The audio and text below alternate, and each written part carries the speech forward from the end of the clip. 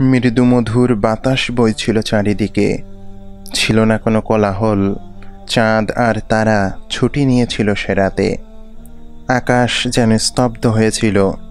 তাই তাওয়াফ করে দ্রুত ঘরে ফিরলেন খাদিজা। শরীর ছিল ভীষণ ক্লান্ত। বিছানায় গা এলিয়ে দিলেন। চলে গেলেন ঘুমের ঘোরে। হঠাৎ ঘুমের মধ্যে দেখতে পেলেন আকাশ হতে চাঁদ নেমে এলো তার কোলে। সেই চাঁদের আলোয় আলোকিত হয়ে উঠল সারা ঘর। ছড়িয়ে গেল আলোর দ্যুতি। স্বপ্ন দেখেই হতচকিত হয়ে পড়েন তিনি। বিচলিত হয়ে এদিক ওদিক তাকাতে থাকেন। পুরো রাত পার হয় এপাশ ওপাশ করে। পরদিন ভোরবেলা তিনি চলে যান ওরাকা ইবনু নাউফালের কাছে। ওরাকা ছিল তার চাচাতো ভাই। বেশ জ্ঞানী লোক ছিলেন তিনি। খাদিজা ওখানে গিয়ে স্বপ্নের কথা বর্ণনা করেন সবিস্তারে। সব কিছু শোনার পর ওরাকা বলেন, বোন, তোমার জন্য সুসংবাদ। বিস্ময়কর স্বপ্ন দেখেছ তুমি।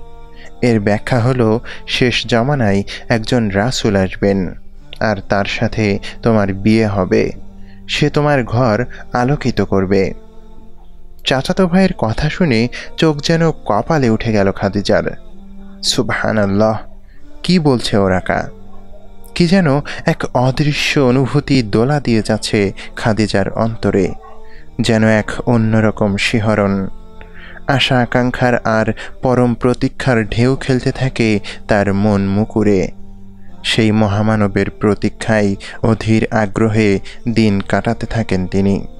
আকুলিত মন আজি অকারণ কেন উঠে চমকিয়া, কেন নিরজনে কভু ক্ষণে ক্ষণে উথলি ওঠে হিয়া।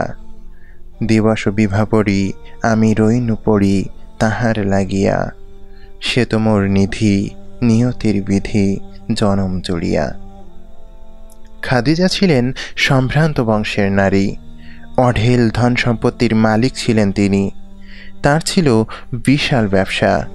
মজুরির বিনিময়ে লোক নিয়োগ দিয়ে তিনি ব্যবসা পরিচালনা করতেন। কুরাইশদের মাঝে ছিল তার বিশাল সম্মান। ধীশক্তি, সৌন্দর্য এবং কোমল আচরণের সম্মিলন ঘটেছিল তার জীবনে। এই সকল গুণরাজির জন্যেই মহীয়সীদের কাতারে ঠাঁই হয়েছিল তার। খাদিজা জানতে পারেন মক্কায় মুহাম্মদ সাল্লাল্লাহু আলাইহি ওয়াসাল্লাম নামের একজন বিশ্বস্ত লোক আছেন, যিনি কখনো মিথ্যা বলেন না, কারোর সাথে প্রতারণা করেন না, ওয়াদা দিলে ভঙ্গ করেন না ঘুণাক্ষরেও। মক্কার লোকেরা তার নাম দিয়েছে আল আমিন। সব দিক থেকে অনন্য সাধারণ যুবক ছিলেন মুহাম্মদ সাল্লাল্লাহু আলাইহি ওয়াসাল্লাম। খাদিজা এই যুবককে তার ব্যবসার দায়িত্বভার অর্পণ করতে চাচ্ছিলেন। তিনি প্রস্তাব দিয়ে লোক পাঠালেন মুহাম্মদের কাছে। অন্যদের চেয়ে দ্বিগুণ পারিশ্রমিক দেওয়ার কথাটাও উল্লেখ করেন তিনি। তার সে প্রস্তাবে রাজি হলেন মুহাম্মদ সাল্লাল্লাহু আলাইহি ওয়াসাল্লাম। মাইশারা নামে খাদিজার একজন দাস ছিল। তাকে মুহাম্মদের সফরসঙ্গী হিসেবে পাঠালেন তিনি। ব্যবসায়ী কাফেলা নিয়ে তারা ছুটলেন সিরিয়ার দিকে। এই সফরের একটি বিস্ময়কর ঘটনা ঘটল। মুহাম্মদ সাল্লাল্লাহু আলাইহি সাল্লাম নামের যে যুবকটির কাছে ব্যবসার দায়িত্ব ছিল, তার মাথার উপরে সবসময় ছায়া পড়ত। প্রচণ্ড রোদে সবার যখন গা জুড়ে যাবার জো হতো, তখনও মুহাম্মদকে ছায়া দিত মেঘরাশি। পরম মমতায় আগলে রাখত রৌদ্রের দাবদাহ থেকে। মাইশারা সব কিছু খেয়াল রাখছিল বাজ পাখির মতন। ব্যবসার কাজ সমাপ্ত করে মক্কায় ফিরলেন মুহাম্মদ সাল্লাল্লাহু আলাইহি ওয়াসাল্লাম। সেবারের ব্যবসায় বিপুল মুনাফা অর্জিত হলো। মাইসারা সফরের আদ্যপান্ত খুলে বললেন খাদিজার কাছে।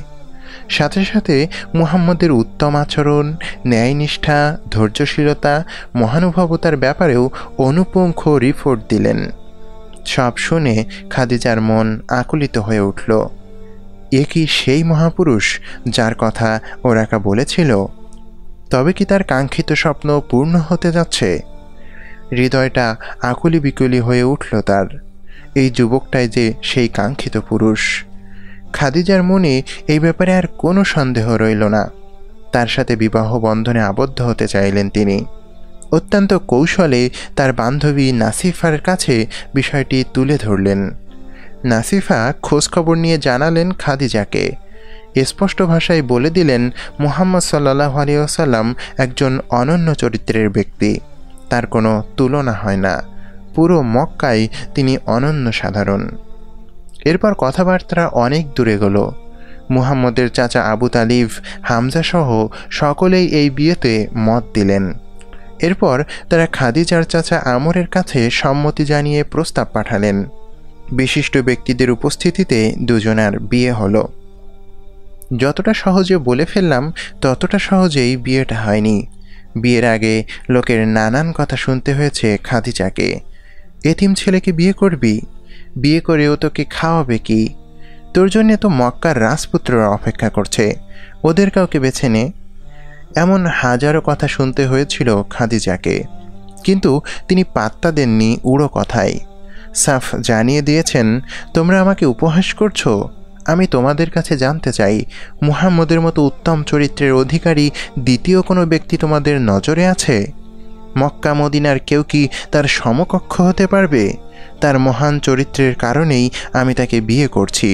আমি তার সম্পর্কে এমন কিছু শুনেছি তা অত্যন্ত মর্যাদার সাক্ষ্য বহন করে। এখানে একটু থামি। আচ্ছা, তুমি কি পারবে কেবল উত্তম চরিত্র আর মহানুভবতা দেখে কারোর সাথে সংসার করতে? টাকা পয়সার দিকে না তাকিয়ে কেবল আখলাকের দিকে নজর দিতে? পারবে না। বড়লোক ছেলে তোমার লাগবেই। অর্থ সম্পদ থাকলে পাড়ার মাস্তানের বাহুডোরে নিজেকে সঁপে দিতেও কুণ্ঠাবোধ করবে না। একজন ভাই খুব সুন্দর করে বলেছিলেন, এখনকার নারীরা কেবল বিল গেটসকেই বিয়ের উপযোগী মনে করে। ভাইয়ের কথা পুরোপুরি সত্য কিনা জানি না, তবে তিনি যে মিথ্যা বলেননি এ ব্যাপারে আমি নিশ্চিত। আচ্ছা যাক, আমরা সামনে এগোই। খাদিজার উপাধি ছিল তাহিরা। তিনি ছিলেন মক্কার অন্যতম শ্রেষ্ঠ নারী। আর ওদিকে মুহাম্মদের উপাধি ছিল আল আমিন। তিনি ছিলেন মক্কার শ্রেষ্ঠতম পুরুষ। একদিকে আল আমিন, অপরদিকে তাহিরা। কি সুন্দর জুটি বানিয়েছিলেন ওপরওয়ালা। আসলে পবিত্র নারীরা পবিত্র পুরুষকেই জীবনসঙ্গী হিসেবে পায়। আর যারা ফ্ল্যাটে ফ্ল্যাটে রাত কাটিয়ে অভ্যস্ত, তাদের স্বামী তো পরকীয়া করবেই, সমানে সমান। আরেকটু ভদ্র ভাষায় বললে মানিকে মানিক চিনে। মুহাম্মদের প্রতি ভালোবাসার কোনো কমতি ছিল না খাদিজার। বিয়ের পর থেকে নিয়ে মৃত্যু আগলে রেখেছেন মুহাম্মদকে। নিজের স্বামীকে সন্তুষ্ট করার প্রাণান্তকর চেষ্টা করেছেন তিনি। তাদের ঘর আলো করে অনেক সন্তান সন্ততি জন্ম নেয়। কাসিম, আবদুল্লাহ, জাইনাব, রুকাইয়া, উম্মু কুলসুম ও ফাতিমা রাদিয়াল্লাহু তাআলা আনহা আলোকিত করে রাখে তাদের সংসার। মুহাম্মদ সাল্লাল্লাহু আলাইহি সাল্লাম নামের মানুষটি অন্যদের মতো ছিলেন না। তার আচার ব্যবহার, চলাফেরা, কথাবার্তা সব কিছুই ছিল ব্যতিক্রম। তিনি সারাক্ষণ হকের পথ খুঁজে বেড়াতেন। শিরক ও কুফর থেকে মানুষকে মুক্ত করার রাস্তা খুঁজতেন। আল্লাহর নৈকট্য লাভের জন্যে ধ্যানমগ্ন থাকতেন সুদূর হেরা গুহায়। কয়েকদিনের খাদ্য পানীয় একসাথে নিয়ে যেতেন সেখানে। খাদিজা পরম মমতায় খাবার তৈরি করে দিতেন। এভাবে কিছুদিন চলতে থাকে। এরপর এক বিস্ময়কর ঘটনা ঘটে। সময়টা ছিল রমাদান মাস। মুহাম্মদ সাল্লাল্লাহু আলাইহি ওয়াসাল্লাম তখনও ধ্যানে মগ্ন। হঠাৎ আল্লাহর দূত জিব্রাইল আলাইহিস সালাম এলেন হেরা গুহায়। নিয়ে এলেন কুরআনের অমীয় বাণী। নাজিল হলো সূরা আলাকের প্রথম কিছু আয়াত। মক্কার সেই নিরুপম মুহাম্মদকে নবী হিসেবে মনোনীত করলেন আল্লাহ সুবহানাহু ওয়া তাআলা। তিনি হয়ে গেলেন বিশ্ববাসীর জন্যে আল্লাহর মনোনীত রাসূল মুহাম্মাদুর রাসূলুল্লাহ সাল্লাল্লাহু আলাইহি ওয়াসাল্লাম। রাসূল সাল্লাল্লাহু আলাইহি ওয়াসাল্লাম দৌড়ে এলেন ওখান থেকে। তিনি ভয় পেয়ে গিয়েছিলেন। তার হৃদয় তখনও কাঁপছিল। খাদিজার কাছে এসে বললেন, আমাকে চাদর দিয়ে ঢেকে দাও, আমাকে চাদর দিয়ে ঢেকে দাও। এক অজানা শঙ্কা কাজ করছিল তার হৃদয়ে। তিনি ঘটনার আদ্যোপান্ত শোনালেন খাদিজার কাছে। সব শুনে তিনি নবীজিকে সান্ত্বনা দিয়ে বললেন, আল্লাহর শপথ, আল্লাহ আপনাকে কখনোই অপমানিত করবেন না। আপনি আত্মীয় স্বজনের সাথে সদাচার করেন, অসহায় দুস্থদের দায়িত্ব বহন করেন, নিঃস্বকে সহায়তা করেন, দুর্দশাগ্রস্তদের পাশে দাঁড়ান। এরপর খাদিজা তাকে নিয়ে যান ওরাকার কাছে। সে ছিল আসমানি কিতাবের ব্যাপারে পারদর্শী এক লোক। খাদিজা বললেন, ওরাকা, আপনার এই ভাতিজার কথা শুনুন। ওরাকা তখন তাকে জিজ্ঞেস করলেন, মুহাম্মদ, তুমি কি কি দেখেছ? নবী মুহাম্মদ সাল্লাল্লাহু আলাইহি ওয়াসাল্লাম তখন সব কিছুর বর্ণনা দিলেন। সব শোনার পর ওরাকা বললেন, এ তো সেই বার্তাবাহক যাকে আল্লাহ সুবহানাহু ওয়া তাআলা মূসা আলাইহিস সালামের কাছে পাঠিয়েছিলেন। ওরাকার কাছ থেকে ফিরে এলেন দুজন। এরপর নবীজি খাদিজাকে সত্যের দাওয়াত দিলেন। এক বাক্যে খাদিজা সে দাওয়াত গ্রহণ করলেন। নারীদের মধ্যে তিনিই প্রথম ইসলাম কবুল করেছিলেন রাদিয়াল্লাহু আনহা। এরপর থেকে শুরু হলো এক নতুন অধ্যায়। সত্যের দাওয়াত দেওয়ার কারণে নবী মুহাম্মদ সাল্লাল্লাহু আলাইহি সাল্লামের উপর নেমে এলো অকথ্য নির্যাতন। মক্কার মুশরিকরা সর্বশক্তি নিয়ে ঝাঁপিয়ে পড়ল তার উপর। চতুর্মুখী অত্যাচারের কারণে অতিষ্ঠ হয়ে গেল তার জীবন। তবুও নবীজি সত্যের মশাল নিয়ে এগিয়ে গেলেন সম্মুখে। দিনভর দাওয়াতি কাজের ব্যস্ততা শেষে যখন বাসায় ফিরতেন, তার দিকে তাকানো যেত না। পরিচ্ছন্ন পোশাকে তিনি বাসা থেকে বেরোতেন, কিন্তু ফেরার সময় তার পোশাক থাকত ধুলো মলিন, কাপড়ে লেগে থাকত মানুষের থুথু। খাদিজা রাদিয়াল্লাহু তাআলা আনহা সেগুলো মুছে দিতেন পরম যতনে। সব সময় আগলে রাখতেন আল্লাহর রাসূলকে। কাফিরদের অত্যাচারে নবীজির জীবন যখন অতিষ্ঠ, তখন হিম্মত জোগাতেন অবিচল থাকার জন্যে। নবীজি সাল্লাল্লাহু আলাইহি ওয়াসাল্লাম আবার পূর্ণ উদ্যমে কাজ শুরু করতেন। খাদিজা রাদিয়াল্লাহু তাআলা আনহা আল্লাহর নবীকে এতটাই ভালোবাসতেন যে নিজের অঢেল সম্পদ দ্বীনের জন্য বিলিয়ে দিতে তিনি কার্পণ্য করেননি। মক্কার সম্ভ্রান্ত নারী খাদিজা রাদিয়াল্লাহু তাআলা আনহা সমস্ত অর্থবিত্ত কুরবানি হিসেবে পেশ করেছেন রাসূলের সামনে। কোনোদিন এ কথা বলেননি, তোমার সংসারে এসে আমি কিছুই পাইনি। সারাক্ষণ কেবল একটাই ফিকির ছিল, কিভাবে আল্লাহর দ্বীনকে সাহায্য করা যায়, কিভাবে সত্যকে দুনিয়ার বুকে বুলন্দ করা যায়। পুরোটা সময় জুড়ে তার উদ্বেগ ছিল আল্লাহর রাসূলকে নিয়ে। মায়া, মমতা আর ভালোবাসা দিয়ে তিনি আগলে রাখতেন মানুষটিকে, যেন তার কোনো ক্ষতি না হয়। এ তো আসমানি ভালোবাসা, যা আল্লাহর পক্ষ থেকে দেয়া হয়েছে। এখানে কোনো কৃত্রিমতা নেই, নেই আধিক্যতা, কোনো তুলনা নেই এই ভালোবাসার। জিবরাইল আলাইহিস সালাম একদিন রাসূল সাল্লাল্লাহু আলাইহি সাল্লামের কাছে এলেন। তিনি তখন হেরা গুহায় অবস্থান করছিলেন। ওদিকে আবার খাদিজা আসছিলেন নবীজিকে খাবার পৌঁছে দেওয়ার জন্যে। জিবরাইল আলাইহিস সালাম তখন বললেন, আল্লাহর রাসূল, খাদিজা যখন পৌঁছবেন এখানে, তাকে তার প্রতিপালকের পক্ষ থেকে এবং আমার পক্ষ থেকেও সালাম জানাবেন, আর তাকে এমন একটি জান্নাতি ভবনের সুসংবাদ দেবেন যার ভেতরটা মতি দিয়ে কারুকার্য করা। দ্বীনের জন্যে খাদিজার কুরবানি আল্লাহর কাছে এতটাই পছন্দ হয়েছিল যে স্বয়ং আল্লাহ তাকে সালাম জানিয়েছেন। সুবহানাল্লাহ! এমনটা কতজনের কপালে জুটে। বোন আমার, তুমি কি এমন জীবন চাও না? তবে কেন এত দ্বিমুখিতা তোমার মধ্যে? আল্লাহর সাথে প্রতারণা করার সময় কি বুকটা একটুও কাঁপে না তোমার? এমন কোনো গুনাহ আছে যা তুমি করো না? জিনা ব্যভিচারের কথা না হয় বাদই দিলাম, কিন্তু গীবত, পরনিন্দা, চগলখুরি, মিথ্যে বলা, ধোঁকা দেয়া, কোনো কিছু বাকি রেখেছ কি?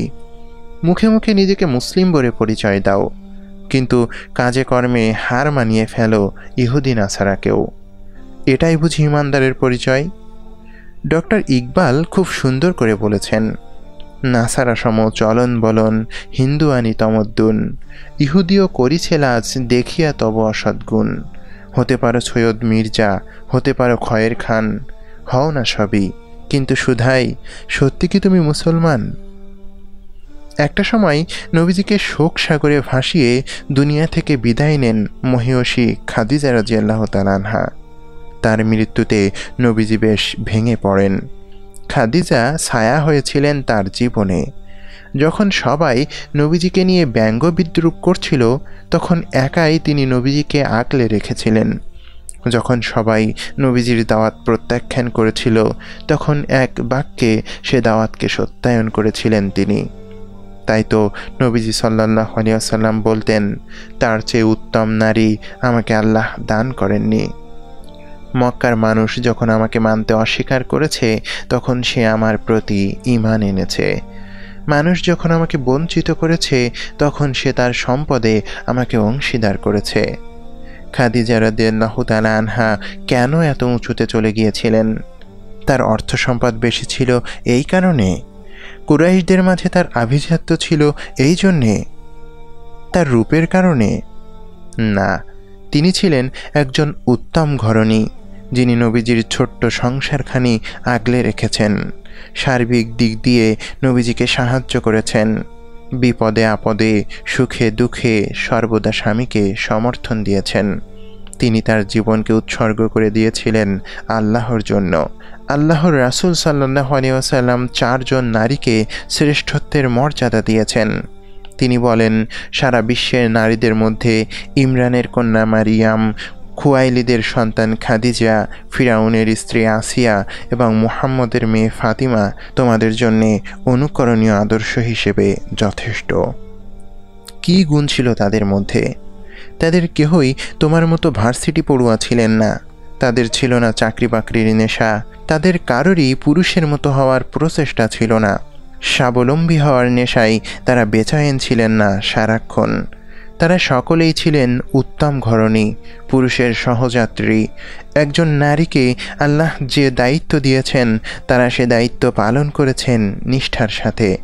মারিয়াম আলাইহিসসালামের গর্ভেই আল্লাহ সুবহানাহু ওয়া তাআলা ঈসা আলাইহিসসালামের জন্ম দিয়েছিলেন, যিনি লোকজনের ঠাট্টা মশকরা সহ্য করে ছোট্ট শিশুটিকে ভাগ্যবান ঈসা হওয়ার পেছনে অবদান রেখেছিলেন। ফিরাউনের স্ত্রী আসিয়াও একই কাজ করেছিলেন। তার অধীনেই বড় হয়েছিলেন আল্লাহর নবী মূসা আলাইহিসসালাম, যিনি ফিরাউনের কবল থেকে বানি ইসরাইলকে উদ্ধার করেছিলেন। আর আল্লাহর নবীর মেয়ে ফাতিমা রাদিয়াল্লাহু তাআলা আনহা ছিলেন একজন নিষ্ঠাবান স্ত্রী। ইসলামের তৃতীয় খলিফা আলী রাদিয়াল্লাহু তাআলা আনহু এর ঘর আলোকিত করে রেখেছিলেন তিনি। ঘরের কাজ করতে করতে হাতে ফোঁসকা পড়ে গিয়েছিল তার। আসলে উত্তম নারীরা উত্তম ঘরণীয় হয়, পরিবারটাকে আগলে রাখে তারাই তো ভালোবাসার সুতো দিয়ে বেঁধে রাখে পরিবারের সদস্যদের। আর এই কাজের মাধ্যমেই তারা আল্লাহর প্রিয়ভাজন বান্দায় পরিণত হয়। কিন্তু আজকাল তোমরা নারীত্বের প্রতি বিদ্রোহী হয়ে উঠছ। তোমাদের চোখে কেবল পুরুষ হওয়ার স্বপ্ন। সেই দিন এক নারীবাদী পেজে দেখলাম চটকদার স্লোগান, কামাই থাকলে জামাই লাগে না। আমি পড়লাম আর হাসলাম। এইসব গোবরে মস্তিষ্কের নারীরা এই যুগে কি করছে? ওদের তো থাকার দরকার ছিল অন্ধকারাচ্ছন্ন ইউরোপের কোনো যুগে। চিন্তা চেতনার চরম উৎকর্ষতার মধ্যে থেকেও এই ধরনের প্রলাপ কেউ বকতে পারে?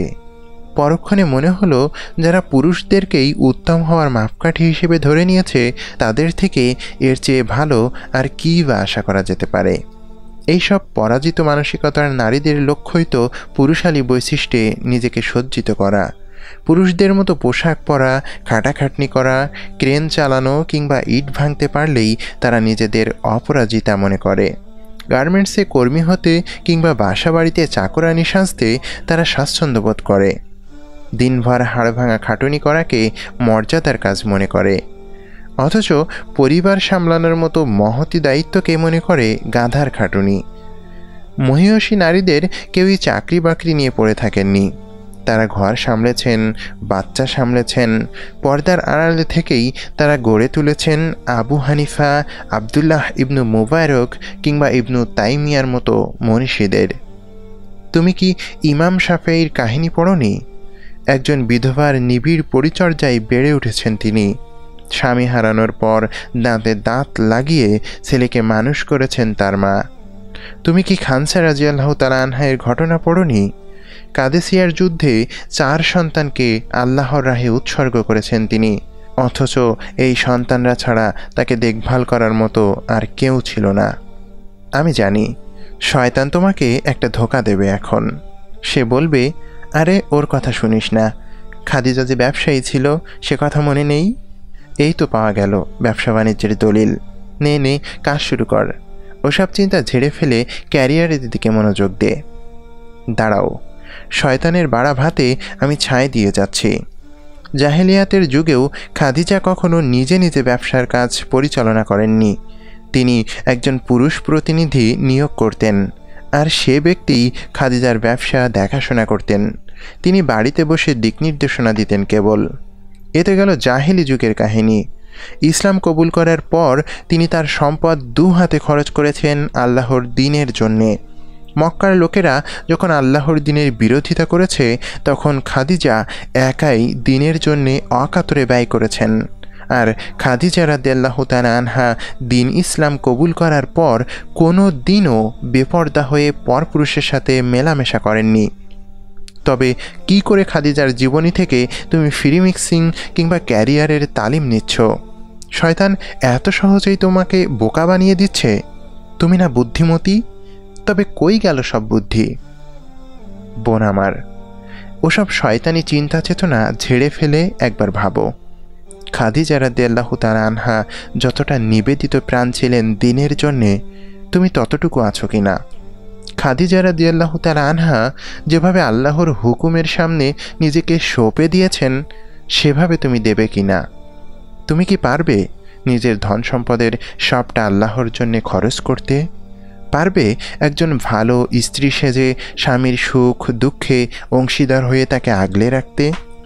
বড়লোকের বেটি হয়েও একজন এতিম অসহায়কে বর হিসেবে মেনে নিতে পারবে তুমি?